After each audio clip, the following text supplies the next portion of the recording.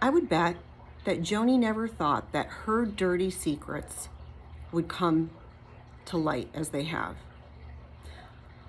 I would bet that she failed to consider that as a possibility, that her evil schemes would destroy her in the public arena.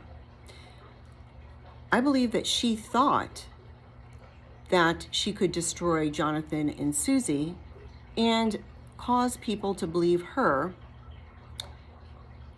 believing Jonathan and Susie to be liars. I have titled this video The Law of Unintended Consequences because I believe that Joanie did not intend for this exposure or the people that have come forward so far. The law of unintended consequences occurs when there are errors in one's analysis or just plain ignorance. So today we have some gold. Thank you to Laura Lynn. Laura Lynn, thank you for sharing that video that where you went over the email that you received from Joanie's nephew, Jonathan's cousin. So in this video, I am going to break down the email and give you my commentary on it. My dog is distracting me. So this email is from a couple. The husband appears to be blood related to Jonathan. And what I'm going to do is I'm going to read and then I'm going to give my comments. So to start with the first part of the email. For years we walked in quiet, seldom sharing our experiences. This is not out of revenge. We could have done this a long time ago. We wanted peace for our family. So this suggests that he's just referring to coming forward with this email. Their first priority appears to be peace, as stated in the opening sentence.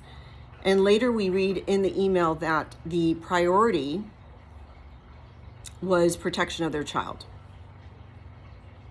For us to get back in feels like we are risking so much of the peace we fought so hard for. So up until this point, they've mentioned the word peace 3 times, which I believe is significant. They appear to be ones that want to live a quiet life. My impression so far is that they have counted the cost in coming forward and they did not do it in haste. Going back to the email. Our desire has been to walk in love and forgiveness while being obedient to the Lord. The decision to share our story has come after much prayer and we believe is relevant in light of everything that has been revealed by Jonathan and Susie. So this statement is further supported by statements made later when they talk about issues and dealings with Joanie, and that they prayed about being released from Texas and from Daystar. So it goes on, and I believe that this is the nephew. He says, I am Joanie's nephew and Jonathan's cousin. So this portion we are hearing from his perspective. And I'm very curious as to whether his father or his mother is a sister to Joanie, or whether Joanie is his aunt by marriage. This is not discussed or made clear in the email. I'm curious about this because you're going to hear my comments later when he continues to discuss what sounds like he's been excommunicated from the family.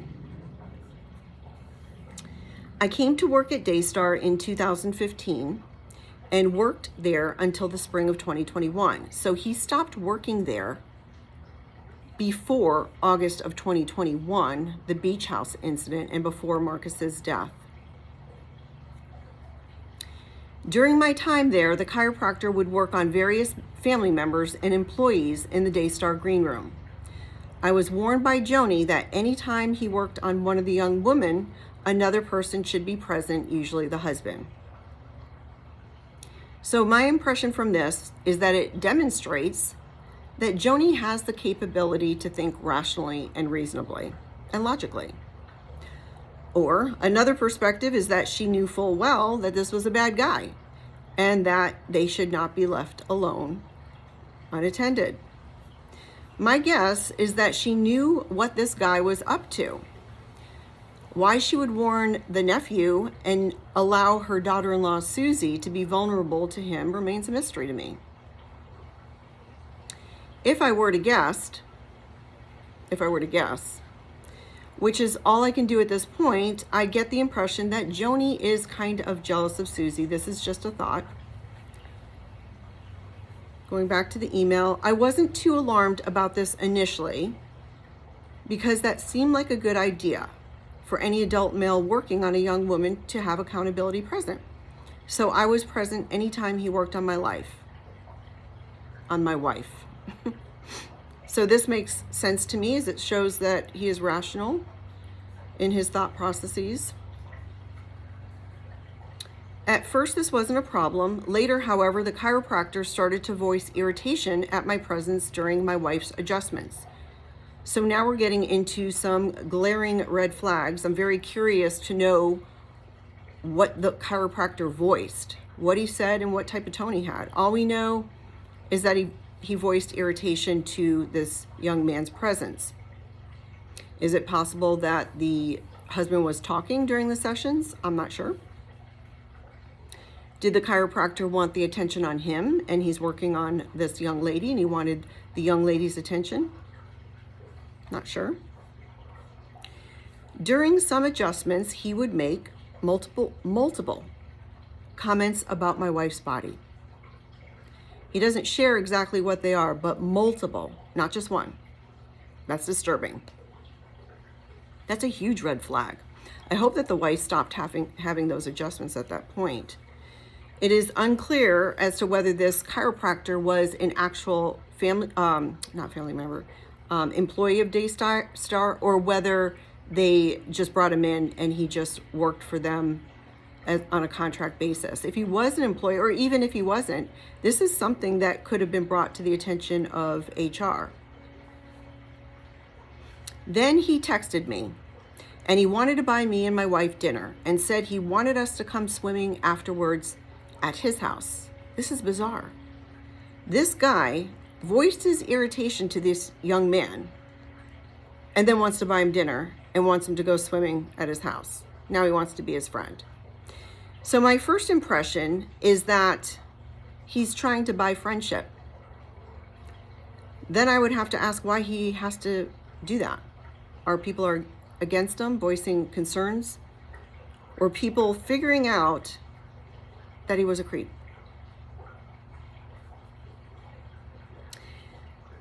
He told and texted me to remind me that he wanted my wife to be sure to bring her swimsuit. So he told and texted, two different things. This means that not once, but twice, at least twice, he's reminding him to tell his wife to bring her swimsuit. He wants to see her in her swimsuit. This is really creepy. He seems to not be able to control himself either. I mean, he could have just told him and then texted and read it and deleted it. The history of commenting multiple times on the wife's body gives off pretty loud creeper vibes, wouldn't you say? We were alarmed and concerned and alerted Joanie. These incidents were prior to Susie's alleged abuse. So again, this might have been something to bring to the attention of HR. Perhaps this was brought to Joanie's attention because they knew that this guy was Joanie's personal friend. Not sure. This gives credibility to Susie's account of being essayed by this same guy. The nephew and his wife had already experienced the red flags. Taking their concerns to Joanie before Susie's alleged abuse demonstrates to us that Joanie knew about these horrible issues with this guy and never warned Susie or perhaps even others, and just allowed them to be victimized by this guy. Now, I don't know if there were any others, but where there's smoke, there's fire. This next part is written by the wife. I worked in marketing under Rachel for almost a year. The people who worked in marketing as a whole were very nice, but it was very tense and stressful when Rachel was around. So we've heard this same allegation before from prior Daystar employees. One was interviewed by Laura Lynn, and Laura Lynn has talked about other emails that she's received from people that are whistleblowers and they don't want to share their names, which is certainly fine. This statement gives credibility to the prior employee as well as any whistleblowers, as well as Jonathan and Susie. So we're assessing people's credibility as we go along. As information pours in, which, by the way, this is absolute gold, this entirely corroborates Susie and Jonathan and makes their testimony even stronger. But what we do is we assess, and we're looking for areas that are consistent, and we're looking for credibility. And I believe that this email as a whole just rings with credibility. Back to the email. It was not what I would consider a healthy work environment. Well, we've heard that as well. This leads me to the question as to why people continue to work there. There could be a multitude of reasons. We know that for Jonathan, at least, it was his father's wish for him to carry on as president after he and Joanie passed. And Jonathan stated on the recordings that he would never quit. He believed that God called him to be there. So for this couple, they could have had a calling to be at Daystar despite the unhealthy work environment. Maybe they just sucked it up. Back to the email. It was similar to other people's testimonies. The environment became increasingly more toxic. I scheduled a meeting with Rachel to respectfully share my concerns. In addition to the toxic environment, she made fun of a close family member of mine a couple of times in front of staff, and there was no accountability for her. A couple of things, multiple things going on here. First, she wants a meeting with Rachel to share her concerns about the unhealthy work environment. This takes courage, knowing how Rachel is. Rachel is the one that made the workplace tense and stressful. So this young lady is going to the source of the problem. She is meeting Rachel head on to discuss the problem. The problem is Rachel. And this could have caused Rachel to place a target on this young lady's back, which in turn could have then caused Joanie to dislike her or even hate her because she stood up to her beloved Rachel, the sin of all sins. Rachel made fun of a close family member of this young lady. It doesn't appear that it was done in front of the young lady, but rather to staff. This would suggest that other staff members went back to this young lady and told her. This further supports what we already know so far. People don't care for Rachel. This young lady says that there was no accountability for Rachel in the context of Rachel making fun of the close family member, or even perhaps about the unhealthy work environment. It's unclear exactly what. I'm just assuming it's both. So this suggests that perhaps Joanie, the queen of tone deafness, heard these things and didn't care. There was no accountability. This would suggest that perhaps it was made known to Joanie and she just didn't do anything. Joanie, there's no evidence that Joanie would reprimand Rachel. Rachel's too much like Joanie. And the performance plans that goes to those who outperform Joanie and Rachel, it was ridiculous. We're going to hear about that later, about the performance that Joanie mentions. There's no indication so far that this young lady had any issue with performance. Back to the email. My husband and I shared the work issues with Joanie, which we were quickly shut down and accused of being judgmental. This continues to establish Joanie's pattern that we all know so well. So Joanie, it seems as though she did not count the cost and think any of this through. She already knew that Jonathan was recording meetings. Didn't she think for even 1 minute that if she does not try to reconcile with Jonathan and Susie, that this would be released to the world, which it has. So this leads me to believe that she's so arrogant and narcissistic that she was blinded to that possibility. Or she didn't care because perhaps she believed that everybody would believe her and not Jonathan and Susie, because I believe that's a pattern that she's got going on in Daystar. I think it's her way of life. It's who she is. I would be really interested to hear if anyone has talked to or knows of any people in her life in earlier years, such as in college or even high school. I just cannot imagine that this just started in the last few years. So Joanie's accusation, pointing the finger at this couple, calling them judgmental, is the typical deflection response. This young couple comes to her with a legitimate concern, and instead of hearing what they have to say with concern, empathy, she accuses them of doing something bad. Joanie seems to enjoy calling people names, beating them down. It's called bullying. And she gets people to do it with her. I'm still very curious to know whether this nephew is a blood relative and how he's related. All right, back to the email. Things continued to deteriorate, and I started to notice the effects of stress, the stress was having on my body. So I decided to step down from marketing. Sounds like it was very stressful, and that she was having adverse physical symptoms.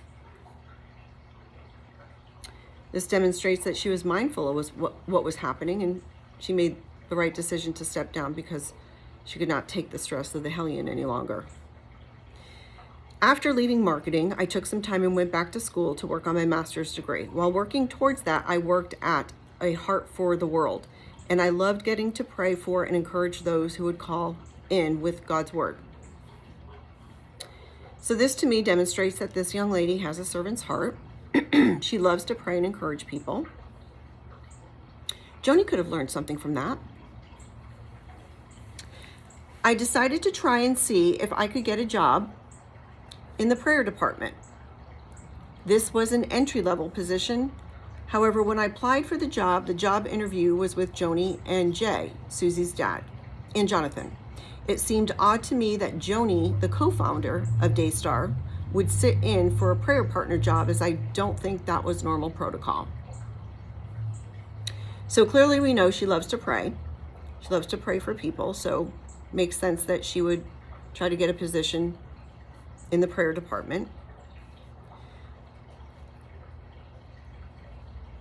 You know, in the last few months, while this has been disclosed, all of the uncoverings going on, I've noticed from various accounts that Joanie tends to get involved in a multitude of situations. Maybe she wasn't required to, but it seems like she would just step in there. So that to me suggests a very controlling nature.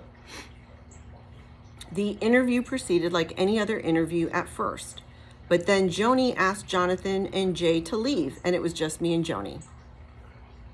So let's stop here for a minute. What does this remind you of? What impression do you get from this? Immediately, it brings to my mind, bring the child to me, alone. This is a pattern that just can't be ignored. I'm sure she does it all the time. I'm hopeful that more people will come forward, even family members. On the other hand, there is Jay and Jonathan leaving the room when Joanie commands them to do so. And I wonder what their thoughts were at that time. Joanie then told me, the Lord loves a teachable heart. Susie has a teachable heart. I want you to have a teachable heart like Susie. All right, let's unpack this. If this isn't the epitome of manipulation, I just don't know what is. Joanie loves to use what I call the comparison game. I am very familiar with this game as I have experienced it myself. This is where an adult will manipulate someone younger or just below them, someone typically that they have charge over. And so there's quite a bit going on here. First, Joanie has to have someone that she can use this tactic on. And she has identified this young lady as such a target. Next, she has to use someone that she believes her target looks up to. So perhaps this young lady looked up to Susie, and Joanie knew that. This would suggest that Susie had a good reputation at Daystar, right? That would suggest that people knew Susie as someone who has a teachable heart. So we know that Joanie has the capability of telling the truth, at least there. Joanie also knows that this young lady is eager to please. So she knows that this tactic is going to work.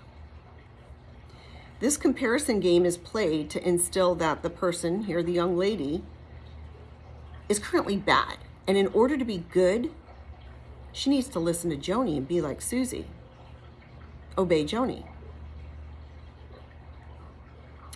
Joanie tells her, I want you to have a teachable heart like Susie, as if to convey that she wants the best for her. Like she wants the best. She's really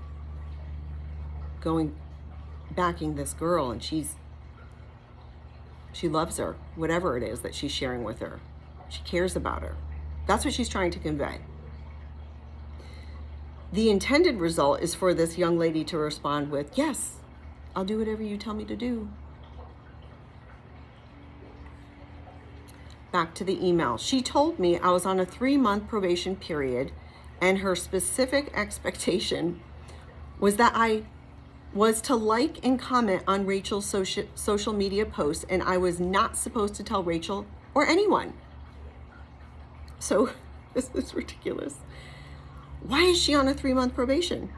Again, as I said earlier, there was no indication that she was on any kind of performance plan or that there was any issues with her performance. She's applying for a new job. So why would she be on a 3-month probation period for an entry-level job? She's already worked there. They know who she is. In fact, she's family, married to family. Without any other facts to weigh in on this analysis, I think that this is just remarkable manipulation. It's just breaking her down. In a normal situation, perhaps if this was a ministry that was truly aligned with God, the next words out of Joanie's mouth after telling her that she wants to see her have a teachable heart would be to share how she's going to mentor her in those biblical principles. But we don't see that. Instead, outside of the presence of Jay and Jonathan, Joanie says, I've got this side job that I want you to do. I'm going to put you on probation, see if you do a good job. What is that? That is beyond troubling. So there's many troubling things in this, but this is one of the ones that were remarkable to me. What does liking and commenting on Rachel's social media posts have anything to do with a biblical purpose or the purpose of Daystar with television ministry? What does that have to do with that? She's applying for the prayer department. This is so far off the reservation. Either Joanie perceived that this young lady was extremely naive or desperate, I don't know, or Joanie was so arrogant that she did not care how insane she sounds. I suspect that she set this up, that no one was around. I mean, that's obvious, right? Tells Jay and Jonathan to leave. It's only her and the young lady in the room. So in the event the young lady decided to tell somebody what happened, Joanie, she said, it's her word against the young ladies, and she would convince people that this young lady was a liar. Because that's what Joanie does. It also suggests that Joanie has no problem lying. Well, we know this. No problem lying whatsoever. We've seen that over and over again. And I can imagine that there's so much more that's going to come out. So Joanie is confirming here that she lies. She's admitting it. She lies to her family. So far, in my opinion, I believe that there are going to be family members and employees that are going to come out, and they were well aware of Joanie's lying nature, and perhaps they brushed it aside. And I'm not faulting anyone. I'm sure people were, they're practicing mercy and grace and praying for her. But this is really bad behavior. It's manipulation. And this is now front and center. And Joanie has nowhere to go,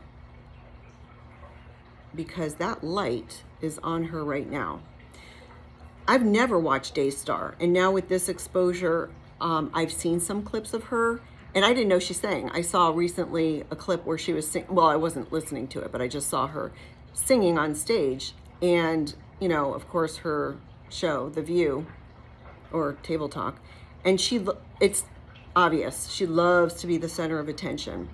So I think it's killing her right now, in my opinion, that she is the center of attention in such a bad light, because that's not what she's used to. She's used to calling the shots. She's used to being the one that accuses, like her father, the accuser. And she is not in that position right now.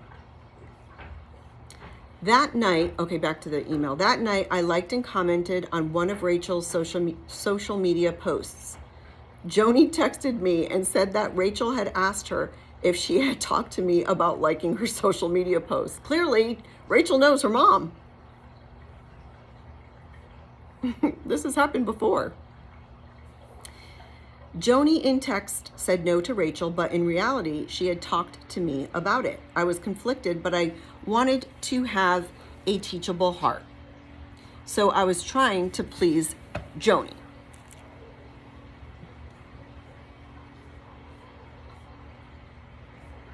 All right, I lost my spot.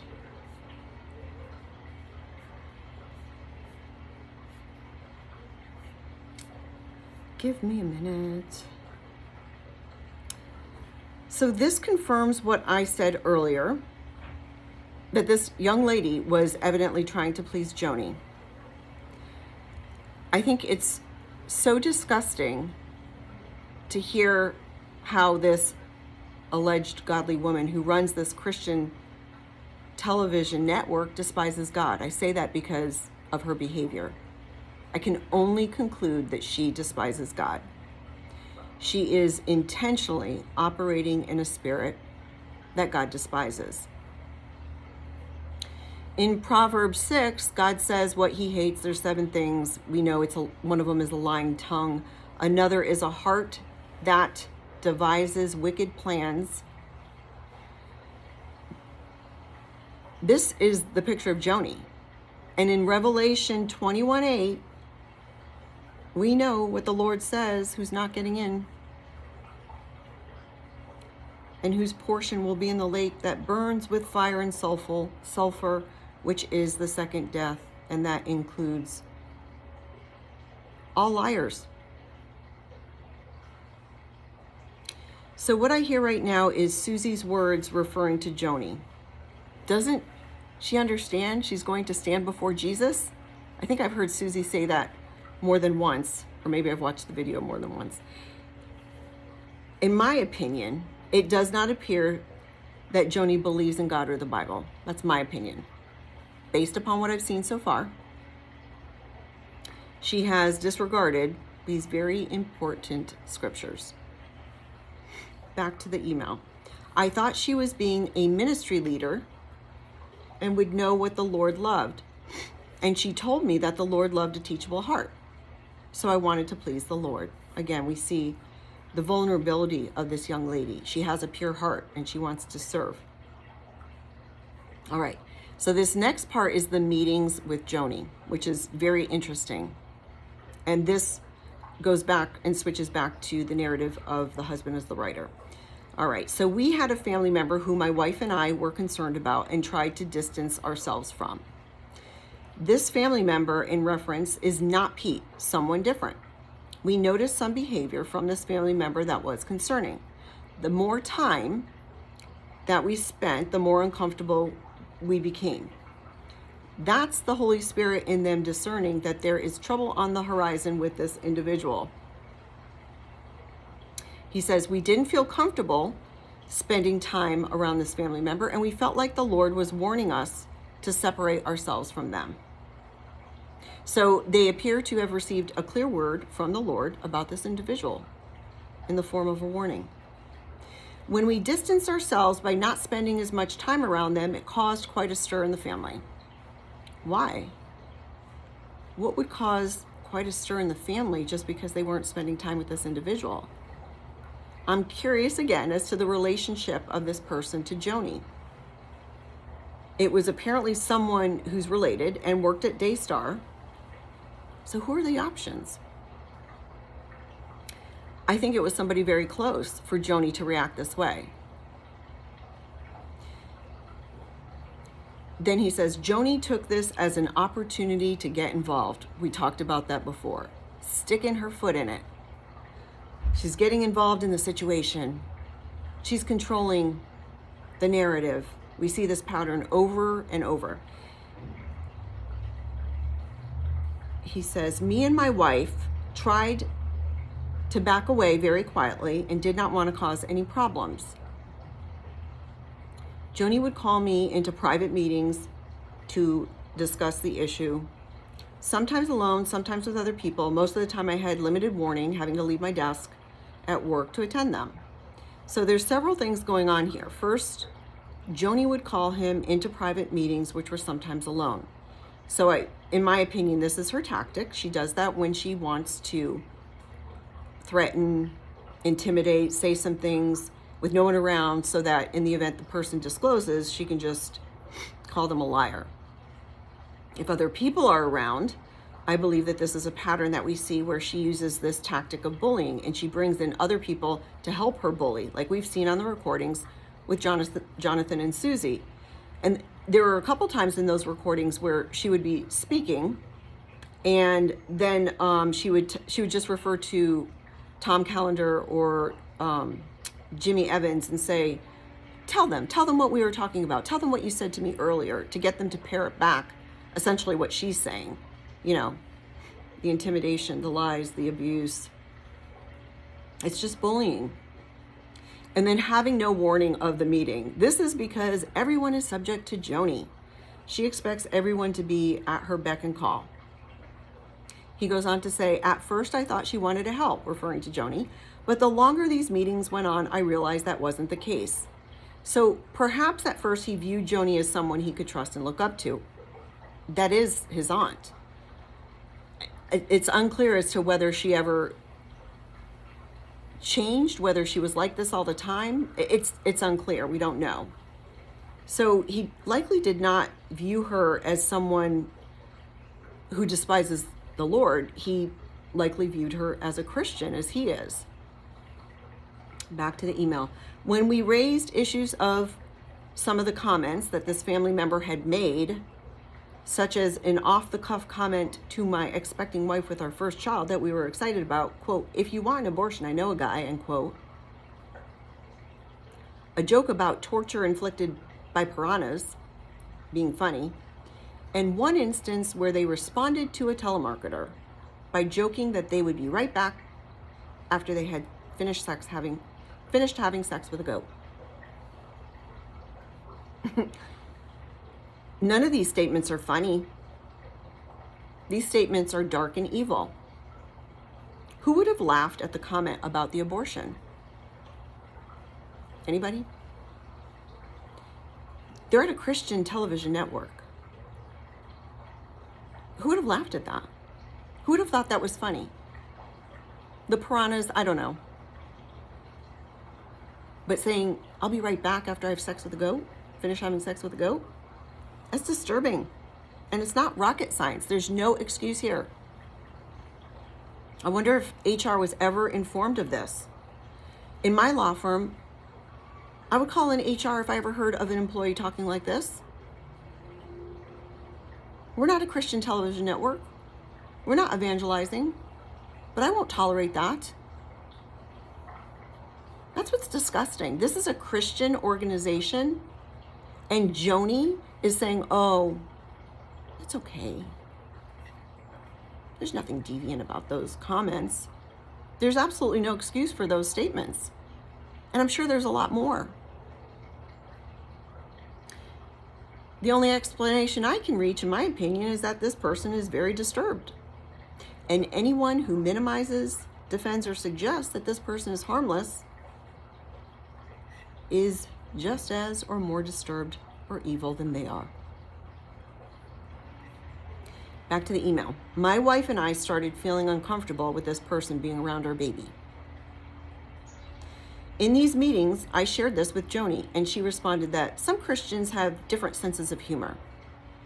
So these sentences converge. So it's things going on outside of Daystar with Daystar. And we're getting to what happened outside of work with this individual. It appears that he's bringing these up to Joanie because this is a family member. Again, they're happening in Daystar, and I would be interested to hear if these were brought to HR. Back to the email. We felt this was not a sense of humor issue. You're right, it's not. But something was very wrong. These comments, plus this family member's interests, now we get to something else, in being around diaper changes, even when we would go into a separate room, began to concern me more and more. Okay, they discerned correctly. And this is a huge red flag. I talked about one before, this is another. If you look up pedophilia, look up diaper changing with that, and you're gonna see some stuff. So this individual has an interest in diaper changes.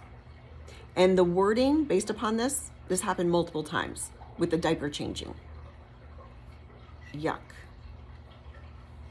Oh, next sentence, he says that. This happened multiple times and in growing frequency. One instance at Joanie's lake house, our child needed a diaper change. So my wife told me, I need to change our child's diaper, I'll be back. She left the living room and the family member followed behind my wife and went into our bedroom across the house near the entrance. Susie noticed the family member follow my wife, so she followed and asked the family member what he was doing when he went into the bedroom while my wife was preparing to change her child's diaper. Susie asked what this person was doing, and the family member lingered, and Susie asked the family member to leave. So it's confirmed that this has happened numerous times. And disturbingly, this person continued to do it. And in front of numerous people. So, in my opinion, it appears that this person has gone unchecked. Maybe he has felt encouragement and did not need to curb his behavior because he has someone like Joanie cheering him on and sticking up for him. The final straw was during a family movie night. We had our child sleeping in a pack and play in a separate room while we were watching a movie. Then this family member got up and went in the direction of that room, which I thought was odd. So clearly he has discernment of the Lord. I got up and followed behind them. Yes, it's them, not him. I've been saying him.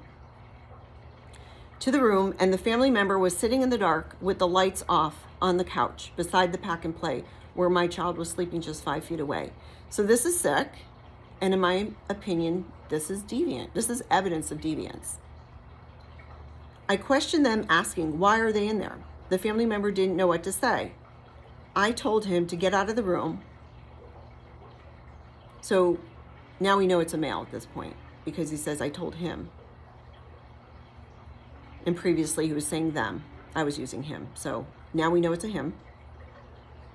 And not to go in there if my child is sleeping. When we brought this up, this last event, we were told by his family, that person's family, that the room was their safe place, and that is why he wanted to go there. So now we know that this creeper's family is protecting him. But this is Joanie's lake house, so why does he have his own room there? What's going on here? The next sentence is, however, this family member had his own room upstairs. Yes, he had his own room at Joanie's lake house. So who is he? Next sentence. Due to this incident and the odd and strange explanation from the family, we started to distance ourselves from them. We felt our concerns were not being taken seriously. So with a great amount of caution, we decided to protect our child and limit interaction and access with this family member. So again, it is clear that protecting their child is their utmost concern and priority, which is expected in normal parents. And this is contrasted with Joanie's behavior because that is not her concern. And in fact, she acts the opposite. We see from her behavior that she places children in harm's way and danger, and she sides with the perpetrator. Due to this, we started receiving pressure from Joanie stating we were dividing the family. Interesting. Isn't this typical DARVO? And DARVO is the acronym for Deny, Attack, and Reverse Victim and Offender.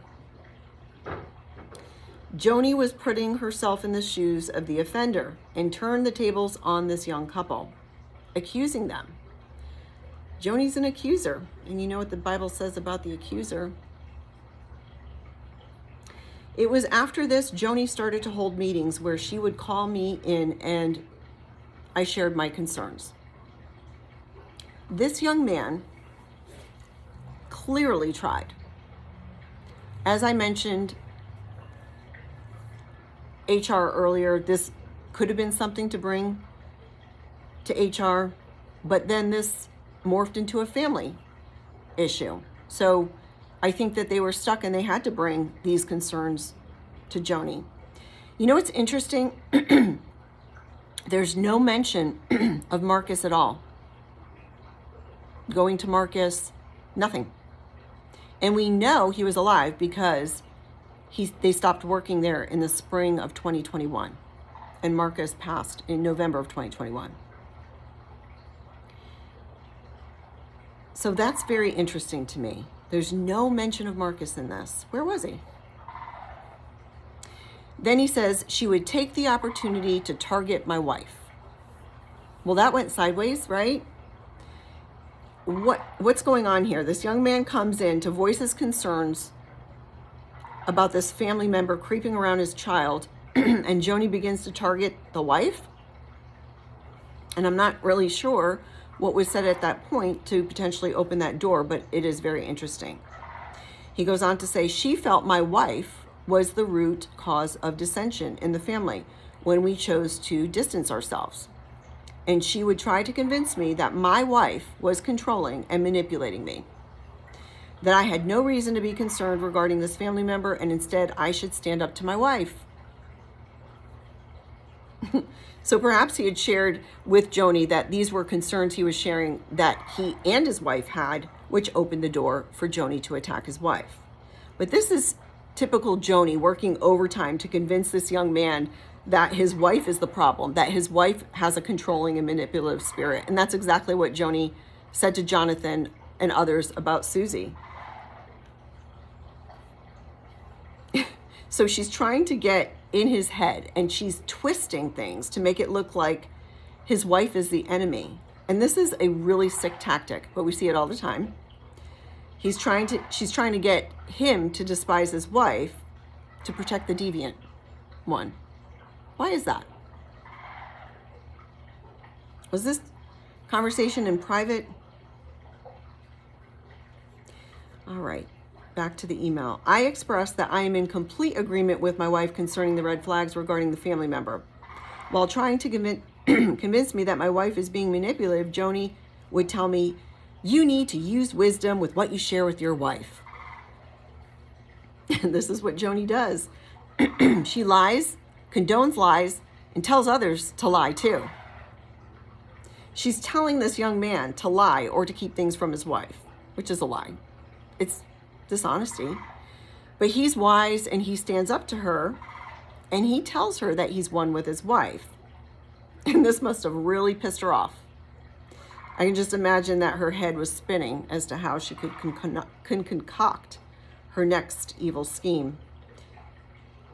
In my opinion, she's a homewrecker, and I suspect that she continues to wreak havoc at work and with the lives of individuals that she comes across at work or elsewhere, or even her family. In my opinion, this is how she's operated for a long time. I cannot imagine that this just started in the last 10, 15 years. I know that there's an element to success, and people have said that she has changed, but this is underlying. I'm not a psychiatrist, not a psychologist. No, I'm not. But in my opinion, it seems as though this is something that was under the surface. And perhaps it manifested in other ways, and family members saw it and just didn't really pay attention to it.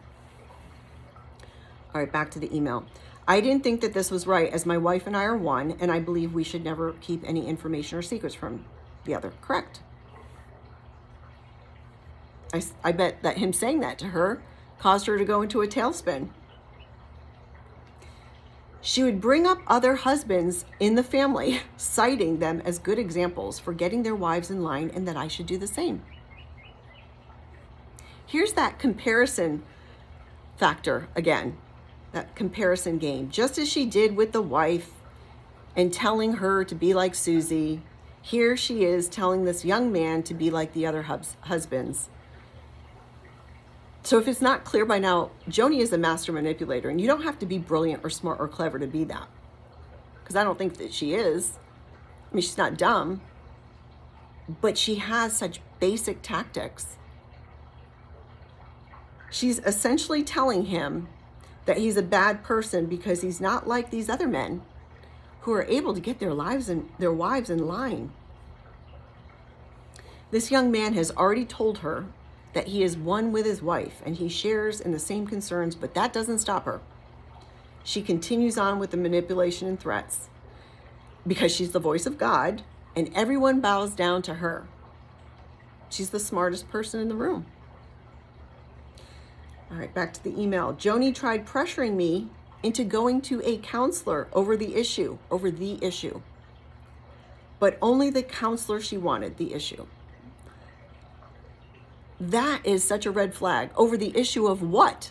He says it later, but when I'm reading this, I'm like, over the issue of what? Something about work?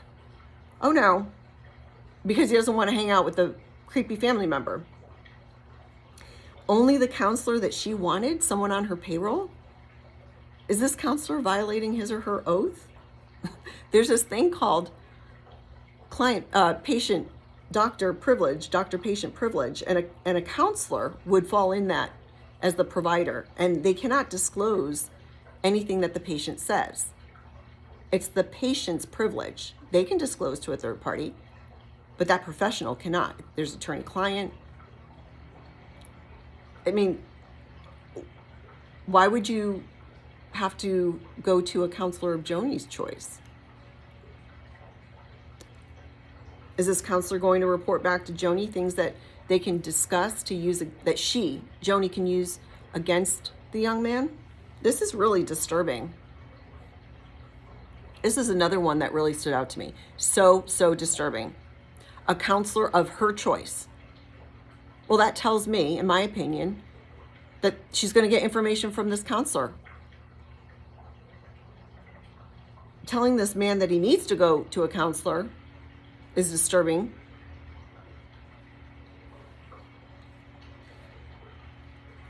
I want to know if she's done this to other family members. I cannot imagine that this is just a one-off. Right, back to the email. Right after agreeing to counseling, I began to receive phone calls from various family members who were very upset with us, especially at my wife. They expressed nearly identical wording as Joanie had, and I began to suspect that Joanie was privately having conversations with them. Of course she was. So let's regroup. She's got this campaign. She's out to destroy. She's a destroyer. She likes to cover up deviance. She likes to take the side of deviance. We know she lies, She has no problem lying to people, telling people to lie to their spouses. She has no problem telling people that she, in fact, lies to her kids. She's the master manipulator and liar.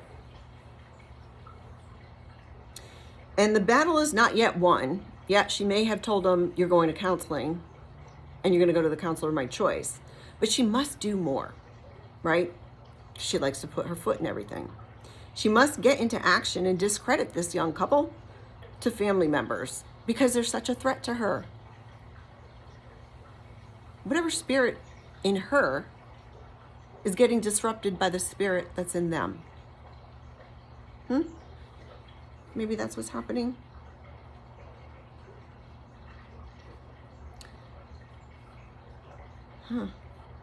I believe their issues with us were not organic, but sparked and stoked like a flame by Joanie.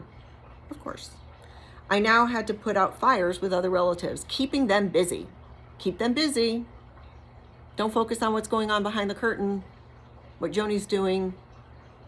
Let's get people to attack them. So Joanie's making this young couple work.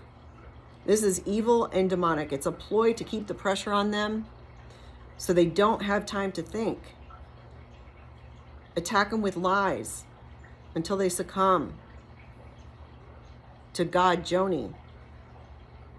Joanie will not relent until she succeeds in everything she wants to do. Protecting deviants, making people believe the other person's the liar when she's the liar. This whole thing is about hanging out with this family member, and it's so dumb, so dumb. Doesn't this remind you of why we're here in the first place?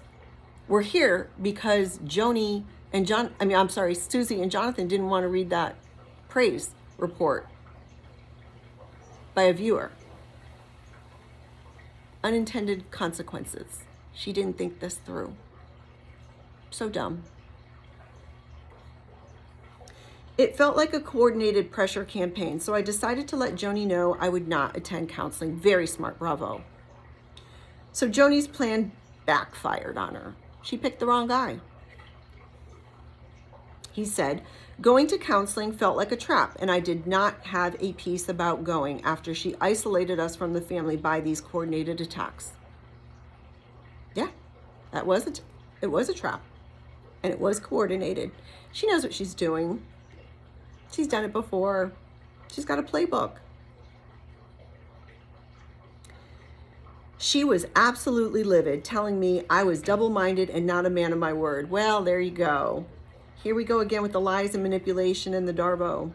I'm sure she's had other words, not just those. She's calling them double-minded, but I'm sure she had some choice words since she's the godly specimen that she is. Later that week, I was called into another meeting. In that meeting, Joanie told me that I had no choice but to go to her counselor. Boy, she doesn't stop. She won't relent. You will do as I say, right? Because I am God. Her arrogance is so laughable. When you read this, it's horrifying that this young couple went through this for years. Horrifying that Jonathan and Susie went through this for years. But when you read this, it's like, this is like out of a story. It's out of a movie. It's ridiculous. How has she operated like this for years going unchecked? He says, I told her that isn't right, that you can't just force someone to go to counseling against their will. And Joanie said, you will go because it's affecting your job performance. I respectfully responded, it has not, and that a personal matter of not wanting to spend time around another family member is not grounds for being forced into counseling by an employer. Can you imagine? Can you just imagine? She says, it is affecting your job performance. What is it? The fact that he doesn't want to hang out with your relative? Somebody that's really close to Joanie, probably, is what I suspect. That's affecting the job performance? How so? How? I have questions. How cunning to bring it back into the workplace. Where's HR in all of this? She abruptly ended the meeting. 2 hours later, while on my lunch break, I was called into another meeting. I can just imagine her demonic brain working overtime, planning and scheming after she ended the meeting abruptly, and she just went back to her office and had to scheme and conspire and come up with something next. What do I do next to this guy? My plans aren't working. What do I do next? So I'll call him up while he's on his lunch break and demand that he come back in. because Joanie doesn't know any boundaries. She could care less about somebody's private time. I would never do that. If I needed an assistant and I realized that the assistant's on break or at lunch, I would just go get somebody else. I would wait. He says, this time when I walked in, she had my boss in there. I always have had a great relationship with my boss, and she tried to use him to persuade me to submit to her. This is her typical pattern. Let's get other leaders to join Team Joanie to bully and manipulate these young people, these godly young people. Joanie hates their spirits. That's my conclusion. She hates their spirits. We heard in the recordings where Joanie would talk, and remember, she would ignore Jonathan. Jonathan would ask, Mom, who said this or whatever, and she would just dismiss him. Full and indicative of contempt for her son. That's my impression from the start. And then hearing all of this, that's my conclusion. She despises these people. In my impression, she despises them because they love God, they fear God, they have the Holy Spirit living in them, and she does not. And then she would turn to others in the room, and all those people, they're on her payroll, and she would command them to tell Jonathan what they had been talking and discussing. And she would like to refer to the other pastors to bolster herself and say that these people are on her side.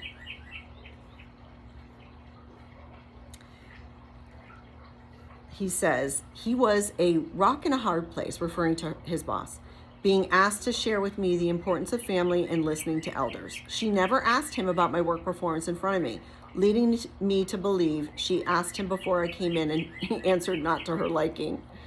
So she could not attack this man for his work product or his work performance. So she had to ask this, the boss, to come in and persuade him to talk some sense into this young man and do it in the context of the family. So she used this young man's boss to appeal to his sense of family. Low-level manipulation. He says, I had one final meeting with Joanie. During this meeting, she switched her tune, being very friendly. Well, everything else didn't work, so let's try another tactic. Let's regroup. He says, she would tell me about the future plan she had for me, that I would one day help Jonathan run Daystar as his right-hand man. This is something that she has expressed to me multiple times in my years in Texas, but money and positional authority isn't what motivates me, he says. This is pure manipulation, promise of the world, and who does this sound like? And Susie mentioned this because Susie was talking about it in the context of if she would get on Joanie's side about the marriage, that she would let her run Daystar, something like that. You can have all the kingdoms of the world if you will bow down to me.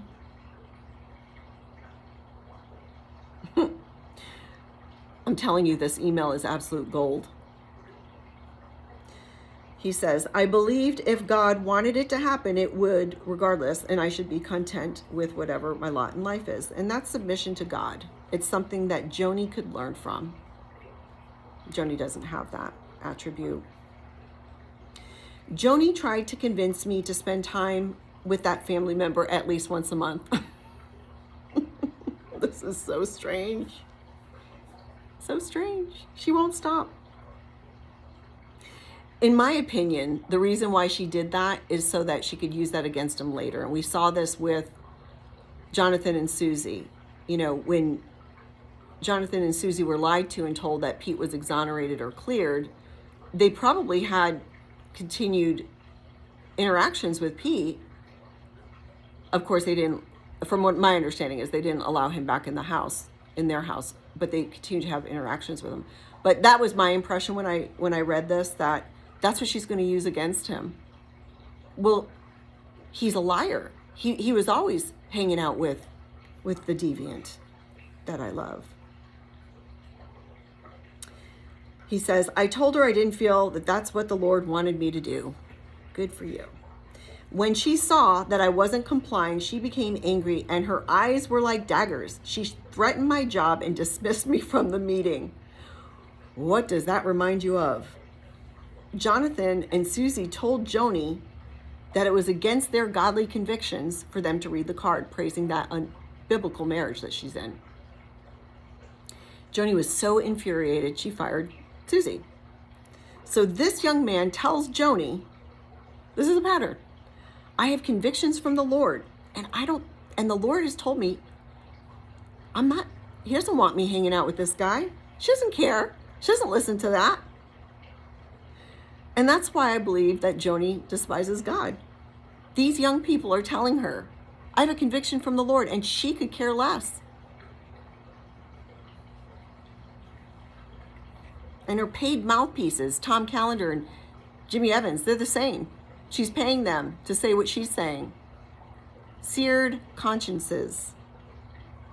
He says, in closing, we are so thankful we didn't back down despite the intimidation and threats, that we held to our convictions from the Lord because we believe our child would have been in great danger. Amen. You did the right thing. You held fast to the Lord, and he brought you through it, and he protected you, and he protected your child. If we had listened to and compromised our convictions, we believe that we would have jeopardized the safety of our child. As a result of holding our ground, we were berated for not participating in family events. So this tells me that this deviant is a central figure in that family. This tells me that other family members were manipulated by Joanie, and it's sad if this young man's parents were or still are on Team Joanie. We don't know. Over the course of our final few months in Texas, my wife and I sought God very much, giving much time to prayer, checking our hearts often because we wanted to be pleasing to the Lord. We didn't want to take any missteps in sin before God. So this young couple, they fear and love the Lord. Joanie could learn from them, but she's not interested. Isn't it ironic that the head of a Christian ministry is behaving in the manner that she's behaving, and then the ones that she cast out are the actual Christians? Almost lastly, we hated the drama and just wanted to raise our newborn child in peace, praying to God that he would please give us a release to move away from Dallas and Daystar. After my job was threatened, we felt a release that we could finally leave. We left Daystar and moved away even without a job, and had to trust God to be our provider. I felt it much more important to protect my child and family than to risk staying at Daystar. That was very well done. And I pray that they are doing well. They made the right decision. Sometimes it's difficult for people to go against their family, and it really takes a strong adherence to the Lord, a strong commitment and relationship with the Lord to know and recognize that voice and do what he tells us to do. For years, we kept much of our experience to ourselves. We felt God impressed upon us not to share, but rather walk in forgiveness and focus on raising our family. So clearly there is an element of forgiveness here. We were essentially cut off from the Texas family, and it wasn't until what happened with Jonathan and Susie that we realized we weren't alone. Well, that must be comforting to them. So there's a time and place to disclose. There's a lot, every one of us has that, where the Lord is, we bring something of concern to the Lord, and we might want to talk about it, but perhaps he tells us to remain silent for a season. And so this timing, I feel, is perfect for them. Very perfect. God's timing is always perfect. I'm curious to know what they're referring to, the Texas family. So I'm curious to know whether there is family that they do have where they are now, or just outside of Texas. And it is also interesting to note that they came out after hearing what happened to Susie and Jonathan, which I recall, I think, hearing from Laura Lynn maybe in a video, that Susie and Jonathan were led to believe at some point that this couple were troublemakers and they didn't really have a relationship with them. So maybe now they might. He says, it is only now that we feel that we had no other choice than to come forward. We felt a conviction from the Lord after hearing about the alleged sexual abuse of Jonathan and Susie's daughter, that we couldn't stand on the sidelines after experiencing for ourselves intense persecution while trying to protect our child. This couple should be commended, and I pray that other people come forward and share their stories. This email, their story, their testimony corroborates Jonathan and Susie. I don't think that this is what was intended by Joanie. Joanie never intended for this. It's this bad in just a little over 2 months. So let's see what starts to pour out. I'm curious to hear your thoughts about this email. So share your thoughts in the comments. Maybe you interpreted something differently, or you can pick out something that I did not address. But please go ahead and comment. And thanks for watching.